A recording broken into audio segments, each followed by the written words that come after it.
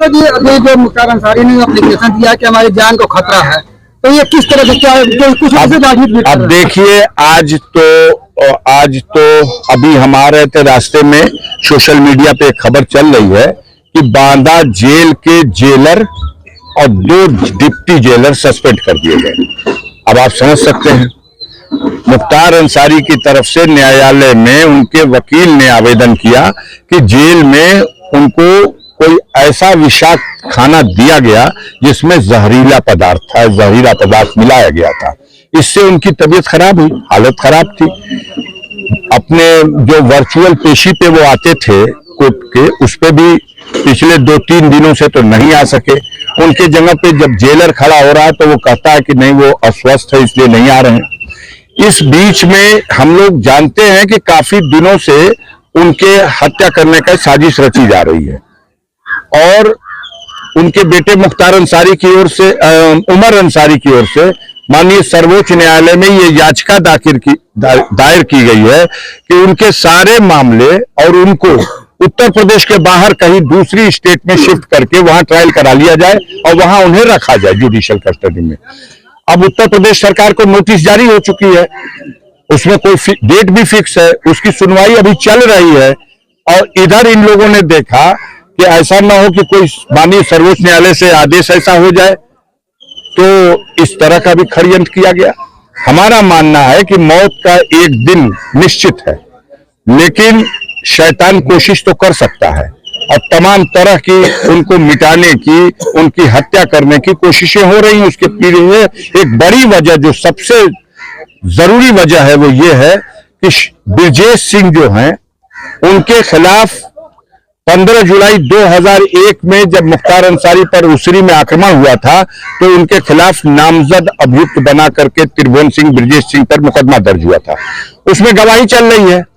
तो हालत खराब यह है कि मुख्तार अंसारी कोर्ट में गवाही जब करेगा तो सजा निश्चित है। उसमें 5-6 गवाह गवाही कर चुके, तो उससे पहले कि उनकी गवाही हो जाए, उनके साथ कोई अनहोनी घटना हो जाए, ये प्रयास, ये षड्यंत्र, ये साजिश सरकार और अपराधियों की मिली जुली हिकमत के साथ उनके अधिकारियों के संरक्षण में ये सब अंजाम देने का प्रयास चल रहा है।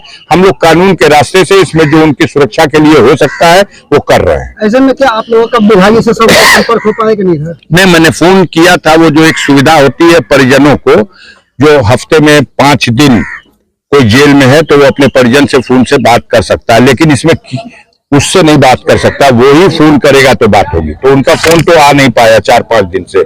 हमने जेलर को फोन किया, हमने सुपरिटेंडेंट को फोन किया, हमने बांदा के डीएम को फोन किया, अपनी तरफ से हमने फोन किया। जी, इसको जो आज जो 3 लोगों से सस्पेंड किया गया है, उस कार्रवाई को आप किस नजरिए से देखते हैं? आप उनसे पूछिए। पहले तो उन लोगों ने छिपाने की कोशिश की। सुपरिटेंडेंट का बयान आया जब न्यायालय से ये कहा गया कि इसकी जांच कराइए, ये क्या है, तो उन्होंने कहा नहीं, इनकी तबीयत खराब थी, हमने मेडिकल बोर्ड बना दिया है और मेडिकल कॉलेज बांदा से डॉक्टर आए हुए थे, कल भी आए हुए थे, आज भी आ रहे हैं और दवा उनकी चल रही है, वो ठीक हो जाएंगे और पहले से बेहतर है। ये सारी बातें कहा और इससे इनकार किया कि ये आरोप गलत है कि उनको जहर दिया गया।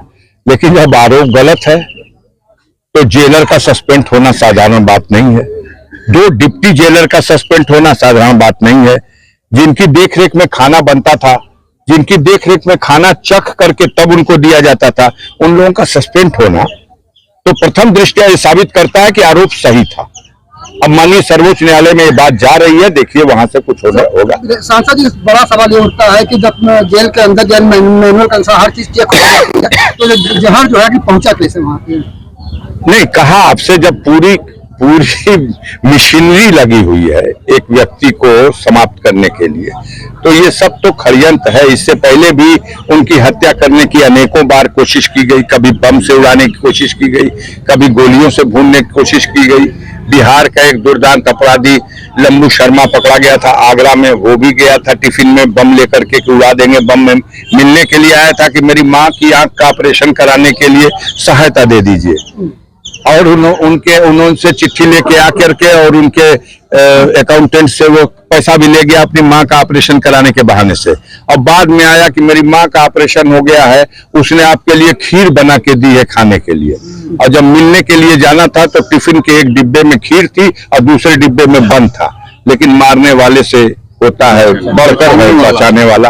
उसने भेद खुल गया, पकड़ा गया और सारा रहस्य खुल गया, सारा पता चल गया। तो उनको तो हर बार गरीबों करोड़ों लोग उनके लिए दुआ करते हैं और वही दुआ उनका कवच बन जाती है। तो वो जैसे हर बार बचे, इस बार भी बचे हुए हैं। धन्यवाद।